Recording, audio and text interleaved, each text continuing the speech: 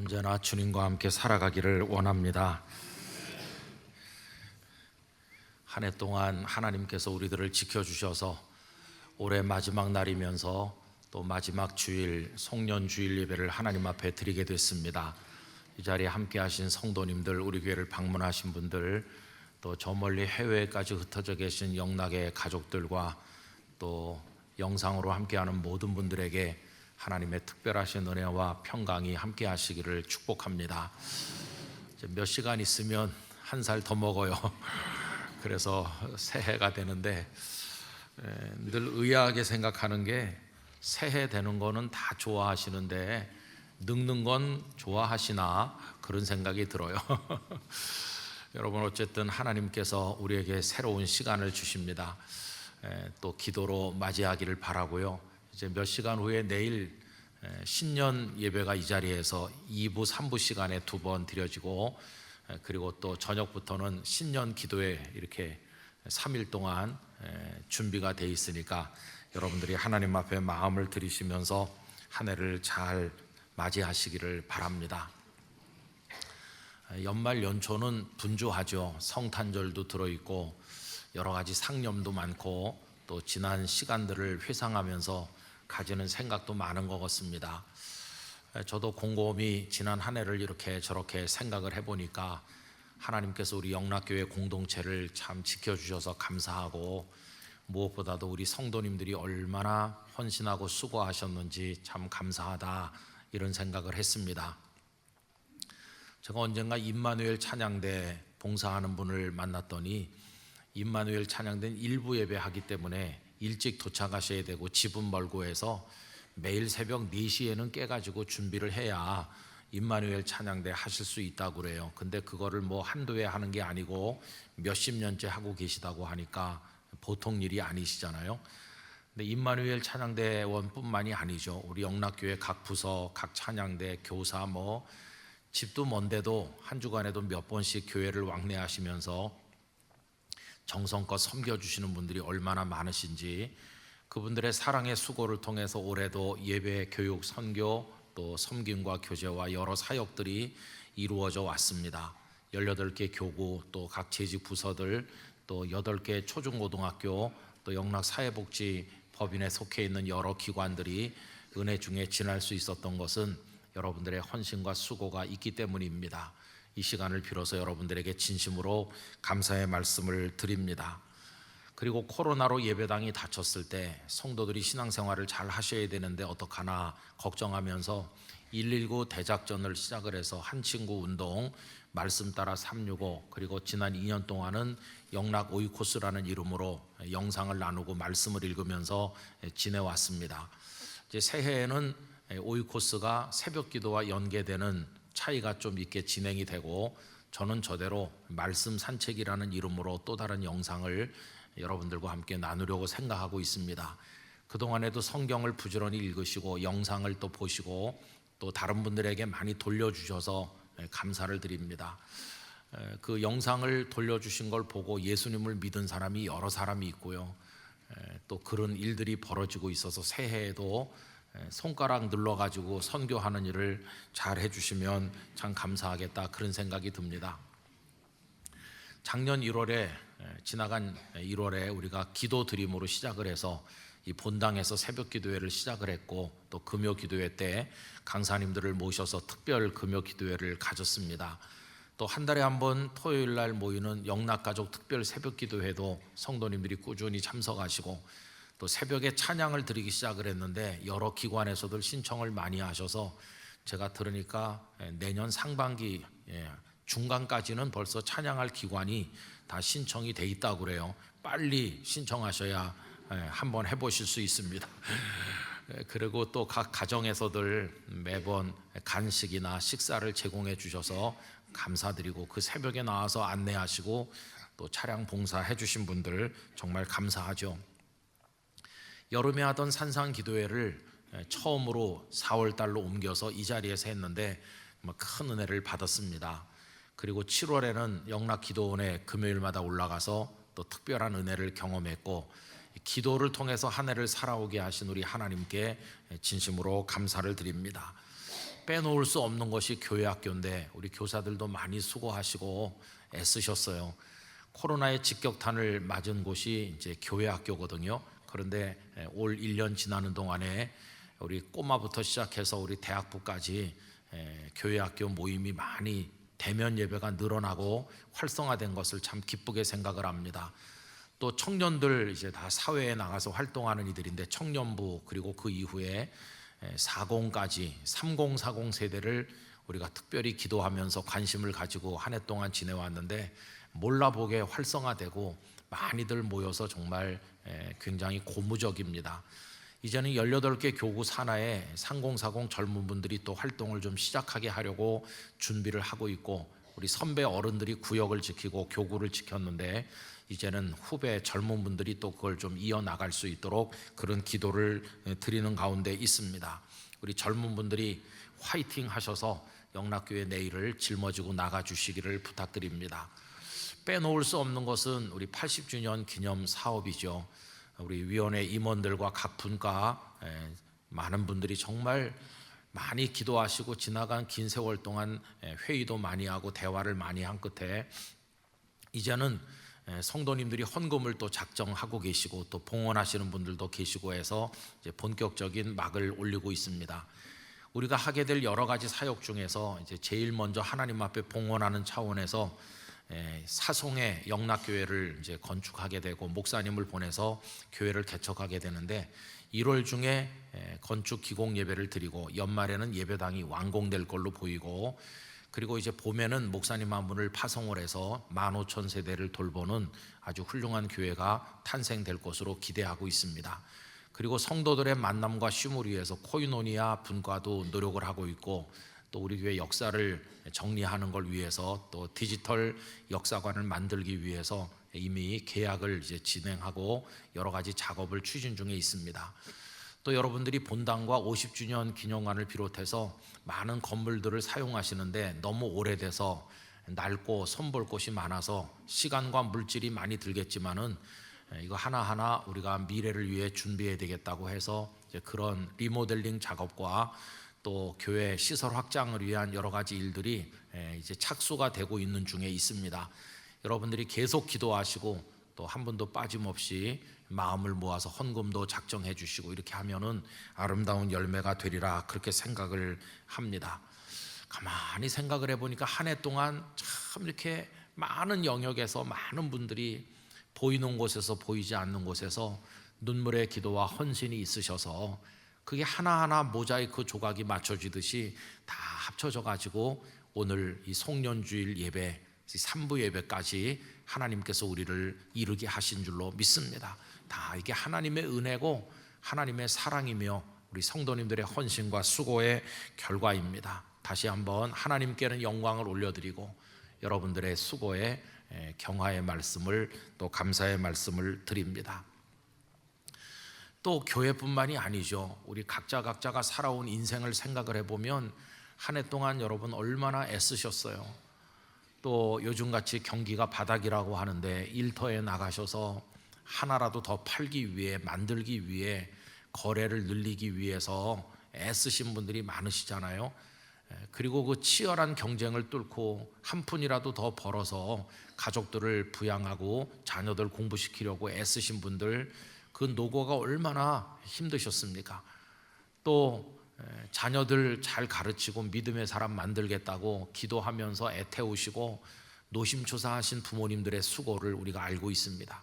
자녀들은 자녀들대로 머리를 싸매고 공부하고 어렵지만은 미래를 열어나가기 위해서 많이 애쓴 거 우리 젊은이들, 학생들, 우리 꼬마들까지 우리 젊은 다음 세대를 정말 격려해야 되겠습니다. 다들 애들 많이 쓰셨어요.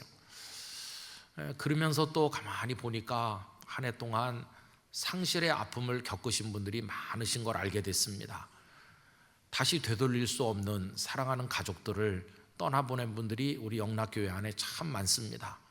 뿐만 아니라 건강을 잃으신 분들도 계시고 또 여러 가지 소중한 것들을 상실하신 분들이 많으세요.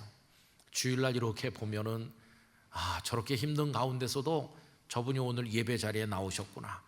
그렇게 많은 것을 상실하셨는데도 가슴이 무너지는데도 믿음을 지키면서 예배 자리를 지키고 돌아가는 그 뒷모습을 바라보면 눈물이 날 때가 많아요.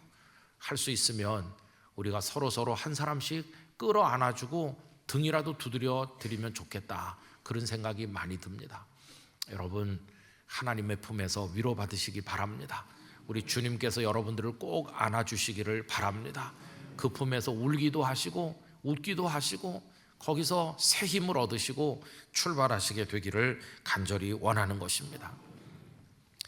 이렇게 한 해를 살아오셨어요. 교회 안에서 밖에서 가정에서 일터에서 혼란스러운 대한민국 사회 안에서 부단히 애쓰시면서 살아오셨어요. 그럼 이 연말 연초에 여러분들에게 누가 박수를 쳐주던가요? 애썼다고 하면서 진심으로 고마워하면서 여러분에게 칭찬해주고 누가 격려를 해주시던가요? 제가 마음이 아픈 것은 이렇게 다 힘들게 노력하면서 지내왔는데 이쯤 되면은 참 수고했다고 박수도 좀 쳐주고 격려를 좀 해주고 그래야 되는데, 우리의 가정 안에서나 일터에서나 교회에서나 여기저기서 오히려 그 반대 일이 많아요. 너 때문에 이렇게 된 거야, 이런 비난, 비판이 너무 많고, 그래서 마음 아파하면서 연말을 맞이하는 분이 많다는 게 참 마음이 아픕니다. 그리고 또 우리 성도님들은 스스로는 어떻게 하세요? 한 해를 지난 이 마당에 잘 살았다, 너 수고했어, 그 정도면 훌륭해, 이렇게 격려하시나요? 아니면은 왜 이렇게 못났냐 너는, 그러면서 스스로 자책하시고 막 가슴을 두드리면서 힘들어 하시나요? 여러분, 이 연말에 좀 어떤 마음을 가지고 계세요? 그 플라톤의 소크라테스의 변명이라는 작품이 있지 않습니까?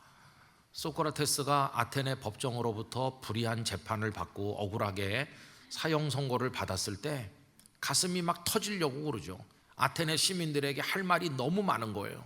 억울하기도 하고 정말 화가 나기도 하는 건데, 그 남기고 싶은 이야기를 소크라테스가 쏟아놓는데 이제 그 이야기를 모아가지고 우리에게 들려주는 게 이 소크라테스의 변명이라고 하는 작품입니다. 여러분, 변명이라고 하는 게 이 세상에 왜 존재할까요? 변명이 존재하는 거는요, 비판과 비난이 있기 때문이에요. 비판이 없다면 변명할 필요도 없으니까 변명이 존재하지 않을 텐데, 누가 칭찬과 격려를 해주기는커녕 막 비난하고 비판하니까 그걸 당하는 사람이 너무도 억울하고 원통해서 나도 할 말 많아 그러면서 막 얘기를 하는 거죠. 그게 변명이죠. 아마 우리 성도님들도 할 말 많으실 것 같아요. 그래서 소크라테스도 아테네 시민들에게 하고 싶은 말을 막 쏟아놓거든요.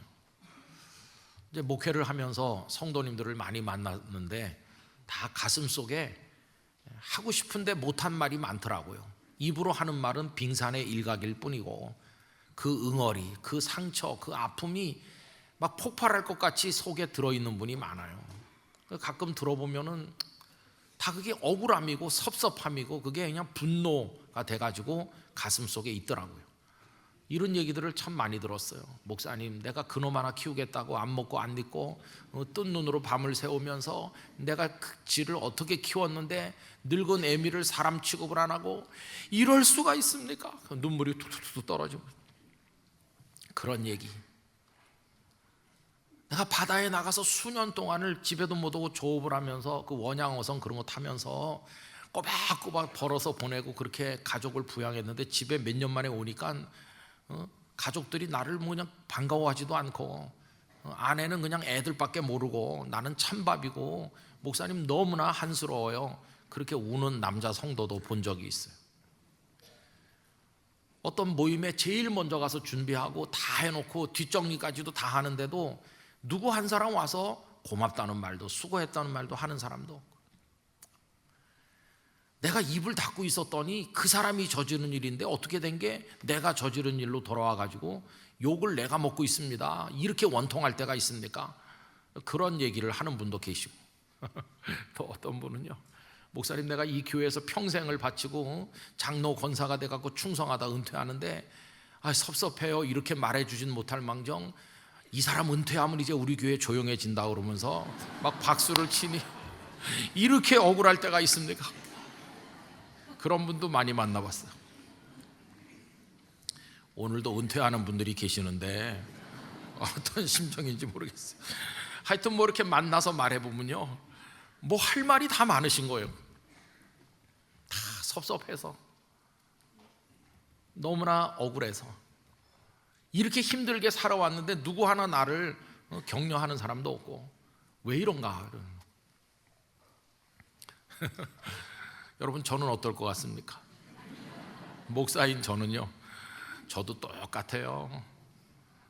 젊어서 32살부터 담임 목회를 해갖고 오늘까지 왔는데 저도 비난도 많이 받고 비판도 많이 받았어요. 뭐 다 이 시간에 말할 수가 없죠. 그 몇 개만 말해보면 이런 거 있습니다. 제가 어려운 청년을 돕는다고 이렇게 모금을 하고 이렇게 도와주고 그랬더니 나중에 돌아온 얘기는 그 모은 돈을 제가 떼먹었다는 거예요. 이렇게 원통할 때가 있나. 그다음에 그 김은성 목사는 잘난 척한다고 사람이 교만해서 틀렸어, 이런 얘기도 제가 많이, 제 면전에서는 안 하니까 모르고 뒤를 통해서 듣기도 했고요. 뭐 자기가 어려운 교회 사정을 알면 얼마나 안다고 말이지, 말을 저렇게 쉽게 하냐, 그런 얘기도 많이 들었고요. 또 영락교회에 와가지고 또 추가된 게 있어. 추가. 그게 뭐냐 하면은 그 김 목사 그 사람 조그만 교회 버리고 서울의 큰 교회로 냉큼 가버린 싹군 목사라고. 제가 영락교회 오면서부터 들은 얘기예요. 싹군 목사가 됐어요. 여러분은 싹군 목사에게 지금 이렇게 설교를 듣고 계신 거예요. 그럼 뭐 제가 어떤 이슈에 대해서, 교계 이슈에 대해서 의견을 냈더니 그동안 조용히 엎드려 있다가 왜 갑자기 머리를 들이미는 거야, 이렇게 말하는 사람도 있다고 그래요. 또 어떤 사람은 제가 좀 뭐 이렇게 어떤 모임에 적극적으로 하면은 저 한 자리 하고 싶어서 저런다고 그런 소리를 하신다고 그래요. 근데 제 앞에서는 안 해요. 다 어디선가 해가지고 이렇게 돌고 돌아서 제 귀에 오는 건데, 그런 얘기 들으면은 아유, 나는 내가 그렇지 않다고 생각하는데 사람들은 나를 그렇게 생각하는구나. 그래서 이제 억울하기도 하고 섭섭하기도 하고, 그 사람이 어떻게 나한테 그렇게 말하지, 이렇게 화도 날 때도 있고. 저도 똑같아요. 그럼 소크라테스도 변명을 했다는데, 세계 4대 성인 중에 한 사람도 변명을 했다는데 뭐 저라고 변명을 할 게 없겠습니까? 저도 할 말이 많죠. 한다면 이런 식으로 할 수 있을 것 같아요. 내가 그렇게 살진 않았다고, 나 돈 떼먹고 그런 사람 아니야, 내 주머니 돈을 더 보태서 도와줬지, 나 그런 사람 아니에요, 이렇게 할 수도 있고.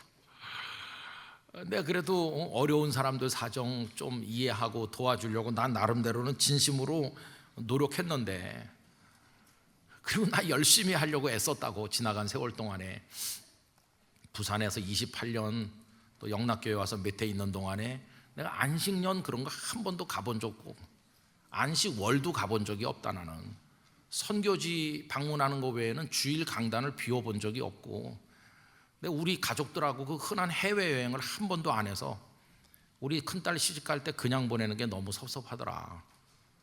나 그렇게 열심히 했다. 그리고 출타 안 하면 부산에 있을 때는 새벽 기도회를 내가 매일같이 유인물 만들어서 나눠드리면서 새벽 기도회를 직접 인도했다. 뭐 하자면 할 말 많죠. 11조 예물도 실수로 떼먹을까 봐 끝자리에 더 붙여갖고 드리면 드리지. 그리고 교회 명의로 나가는 것도 교회 재정에 조금이라도 손에 안 가게 하려고 내 주머니 돈 털어서 한 적도 많이 있다. 영락교회 온다면 또 좋은 차를 저한테 사주셔서 타고 다니는데, 공적인 용도 외에는 안 타려고, 우리 가족이나 나 개인 목적으로는 안 타고 세워놓는다. 교회 공적으로 타는 거니까 나도 할 만큼 해. 그리고 영락교회 온 게 내가 부귀영화 누리려고 온 게 아니야. 하나님이 아시지. 그리고 내가 뭘 맡았으면 억지로 또 맡은 거지. 득표 활동 해가지고 날 좀 찍어주세요 이래서 맡은 게 내 양심껏 하나도 없어. 나 억울해. 이렇게 하고 싶은 말이 저도 많아요.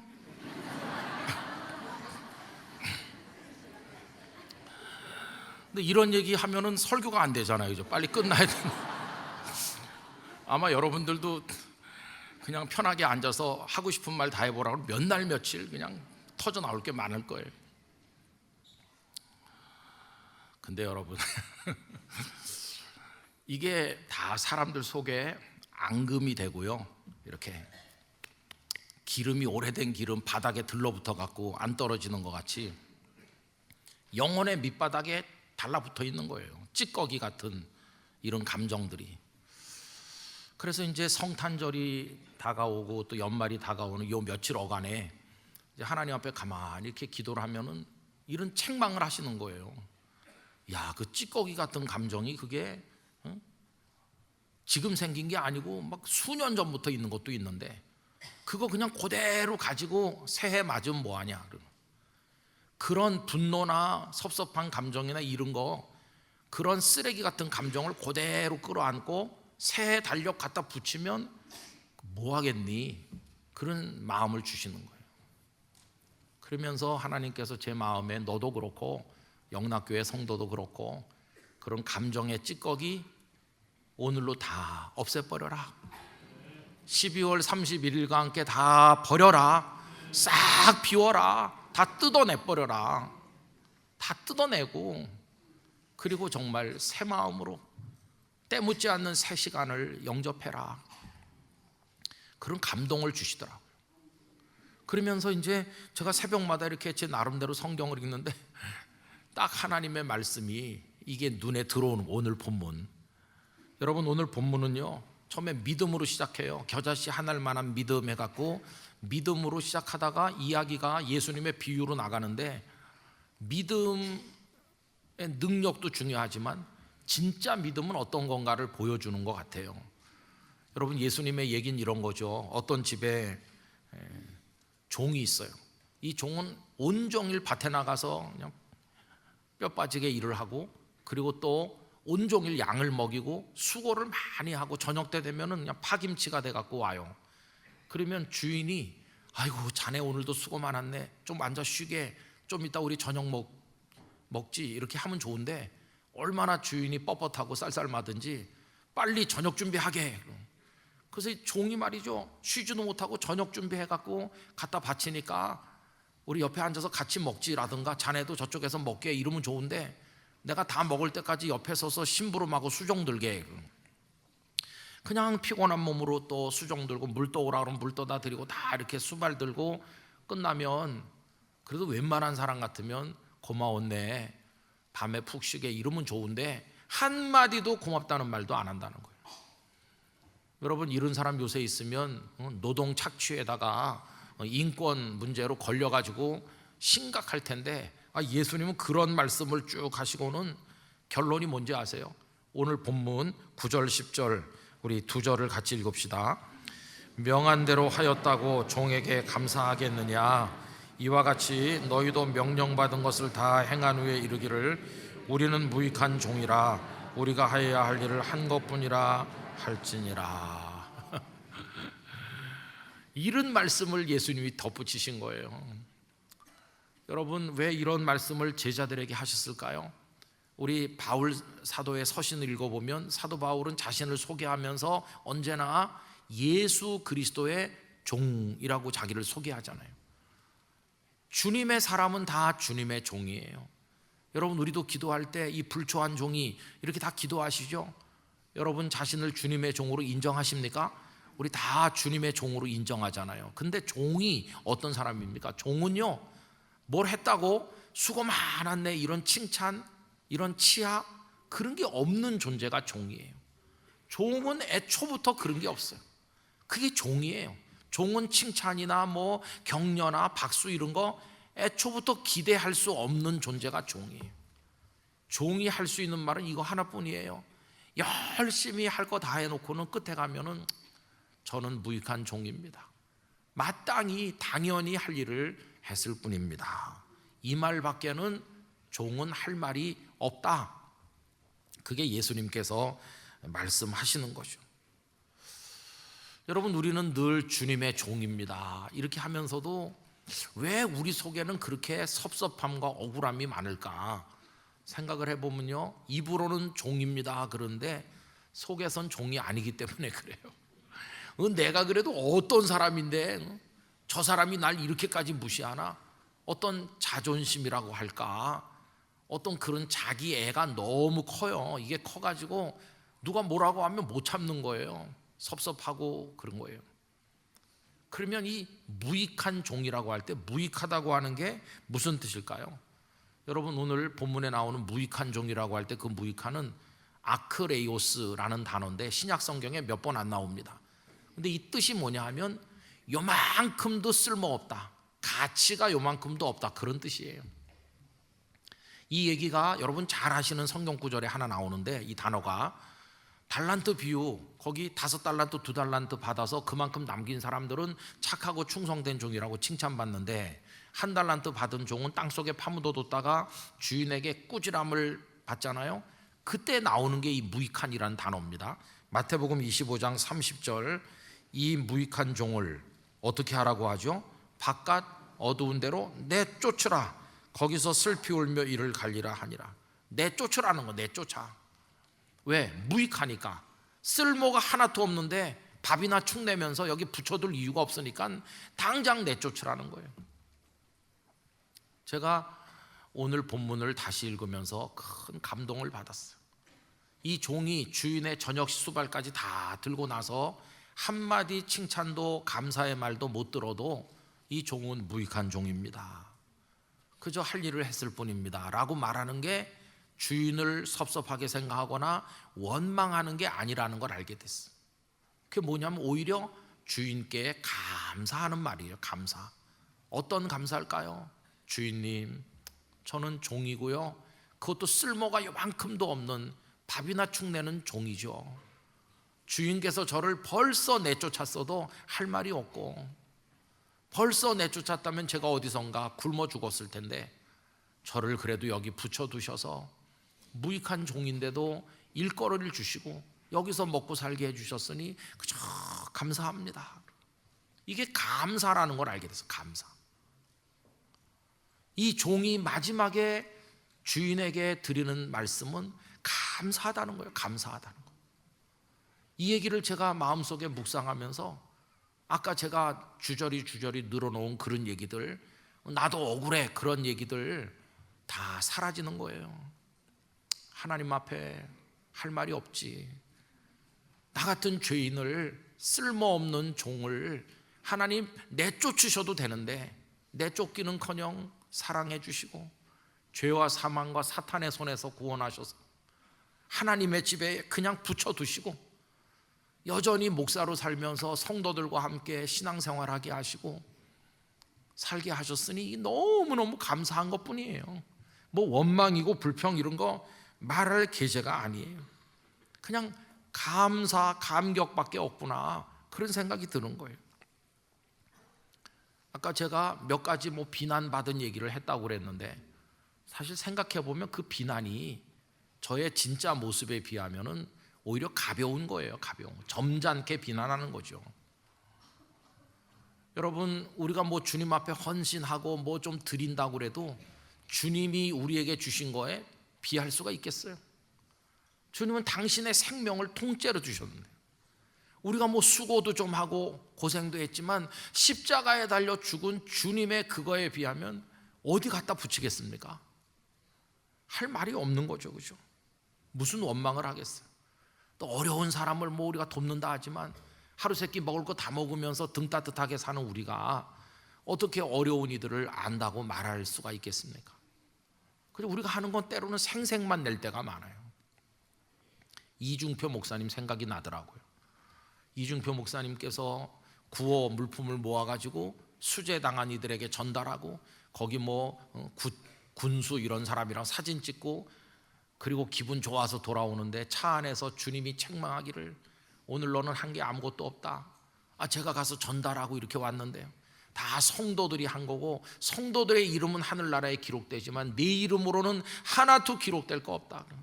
너는 얼굴 들이밀고 생색이나 내는 거지. 무슨 네가 한 일이 있냐. 그래서 울면서 회개하셨다고 그래요. 여러분, 저도 다를 바가 없어요. 우리 뭐 열심히 한다고. 내가 영락교에서 몇십 년째 충성했어요. 아휴, 그거 뭐 어디다 갖다가 우리가 자랑하겠어요. 저는 이런 생각을 종종 했어요. 부산에서 목회할 때도 28년이나 그 교회를 목회했는데, 여기 내가 안 있고 다른 목사님이 담임 목사님으로 와서 28년을 했으면 이 교회가 몇 배나 부흥하고 잘 됐을 텐데, 내가 자리를 깔고 앉아가지고 오히려 방해하는 거 아닌가, 이런 생각 많이 했어요. 저 영락교회 목사로 사는 것도 똑같습니다. 여기 내가 아니고 다른 분이 목회하면은 우리 교회가 훨씬 뜨겁고 사랑이 넘치는 교회가 될 텐데, 정말 부끄러운 것밖에 없다, 그런 생각을 가지게 되더라고요. 억울한 것도 있고 섭섭한 것도 있고 할 말도 많았던 것 같은데, 이 말씀을 묵상하니까 오히려 책망을 더 많이 받아야 될 존재라는 걸 알게 됐어요. 뭐 비난받는 거 가지고 화낼 게 아니라 주님 앞에 가서 더 꾸짖어 주세요, 더 야단쳐 주세요. 그래야 될 존재가 나구나, 그런 생각을 하니까 무슨 뭐 변명할 거 어디론지 다 없어지고 말았어요. 아직도 교만해가지고, 아직도 교만해서 그런 것일 뿐이죠. 책망받아야 될 존재일 뿐이에요. 그래서 여러분이 연말을 맞이하고 새해를 이제 또 맞이하면서 우리들이 드릴 고백은 하나밖에 없어요. 주님, 무익한 종인데 내쫓지 않으시고 우리를 영락교회에다 붙여놓으시고 주님의 은혜를 얻게 하시고 우리 같은 사람 구원해 주셔서 그저 감사합니다. 우리가 뭐 좀 한다고 그러지만 당연히 할 일을 했을 뿐입니다. 이게 이 한 해를 보내면서 우리가 주님께 드릴 마지막 고백인 줄로 믿습니다. 그 말 밖에는 할 말이 없어요. 여러분들의 그 응어리가 부부간에 쌓인 거든지 부모 자녀 간에 생긴 거든지, 그 분노가 직장에서 쌓였든 교회에서 쌓였든 어디서 쌓였는지 모르지만 여러분 그 묵은 감정을 오늘 싹 다 던져내시기 바랍니다. 주님의 보혈로 씻어내시길 바랍니다. 이 아픈 감정 그대로 가지고 내년에도 넘어가서 또 그 감정의 노예로 살기에는 우리의 시간이 아깝잖아요. 시간이, 하나님 주신 시간이 너무나 아까운 거 아닙니까? 그래서 하나님, 오늘로 이거 다 끝내고 이제는 그저 감사와 감격으로만 나가게 해 주십시오. 그런 마음의 소원을 가지게 됐습니다. 오늘 은퇴하는 6분 장로님 중에 어느 한 분이 사랑하는 성경 말씀이라고 하신 구절이 떠오르더라고요. 시편 116편 12절에서 14절, 내게 주신 모든 은혜를 내가 여호와께 무엇으로 보답할까? 여러분, 뭘로 보답하시겠어요? 내가 구원의 잔을 들고 여호와의 이름을 부르며 여호와의 모든 백성 앞에서 나는 나의 소원을 여호와께 갚으리로다. 그저 눈물과 감사로 하나님을 송축하는 것 외에는 우리가 할 말이 없는 줄로 믿습니다. 여러분, 예수님처럼 억울한 분이 어디 있겠어요? 죄도 없으신 그분이 끌려가서 얻어맞으시고 십자가에 달려 죽으실 때 얼마나 할 말이 많으시겠어요? 그런데 주님은 털 깎는 자 앞에 잠잠한 어린 양처럼 아무 말씀도 없으셨어요. 거기 비하면 우리는 말이 너무 많아요. 아직도 교만해가지고 그런 거죠. 여러분, 우리 주님의 은혜를 생각하면서 주님의 종으로 여전히 붙여주신 거에 감격하면서 그저 감사하고 또 감사함으로 새해를 맞이하길 원합니다. 오늘 성령님의 불길이 우리 안에 찌꺼기들을 다 태워주시기를 축원합니다. 그래서 몇 시간 남지 않은 새해를 새 마음으로 하나님 모든 원망 다 버리고 하나님만 사랑하겠습니다, 그런 마음으로 출발하시게 되기를 원합니다. 그렇게 나가는 여러분들의 앞날에 하나님의 기쁨과 평화가 충만하시기를 간절히 축원합니다. 기도하겠습니다. 아버지 하나님, 어줍지 않은 자존심 가지고 억울해요, 섭섭해요, 화가 나요 그러면서 우리 자랑하고 우리 입장 늘어놓고 하나님 마음 아프게 하고 가족과 이웃 친지 성도들을 힘들게 할 때가 많았습니다. 그리고 이 찌꺼기 감정을 고스란히 끌어안고 또 내년으로 넘어가려고 하는 어리석은 저희를 봅니다. 주님, 무익한 종일 뿐인데, 붙여주신 게 감사 감격할 뿐인데 무슨 또 할 말이 있겠습니까? 아버지 하나님, 이런 거 다 버리고 감사의 고백만을 마지막으로 드리며 새해를 향해 나가도록 저희들을 인도하여 주옵소서. 성도들의 나가는 길에 은혜를 주옵소서. 예수님 이름으로 감사 기도하옵나이다. 아멘.